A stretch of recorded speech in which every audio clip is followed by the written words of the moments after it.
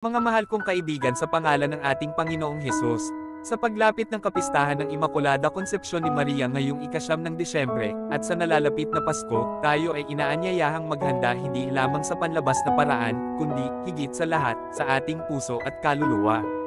Ang sakramento ng kumpisal ay isang mahalagang hakbang upang linisin ang ating mga puso mula sa kasalanan at mapalapit sa Diyos. Sa pamamagitan nito, ipinapahayag natin ang ating kababang loob at pagtanggap ng kanyang awa at pagmamahal. Ang Imakulada Konsepsyon ay sumasalamin sa dalisay na puso ni Maria na siyang inaasahan nating tularan. Upang maging karapat-dapat tayo sa pagdiriwang ng kanyang kapistahan, nararapat lamang na tayo'y magbalik loob sa Diyos sa pamamagitan ng kumpisal. Gayon din, ang Pasko ay ang paggunita sa pagsilang ng ating tagapagligtas. Paano natin lubos na madirama ang galit ng kapanganakan ni Kristo kung ang ating mga puso ay puno ng bigat ng kasalanan? Ang kumpisal ay isang pagkakataon upang itakwil ang anumang hadlang na pumipigil sa atin sa pagtanggap ng kanyang liwanag at kapayapaan. Sa panahong ito ng Adbyento, gawin nating bahagi ng ating paghahanda ang pagkumpisal.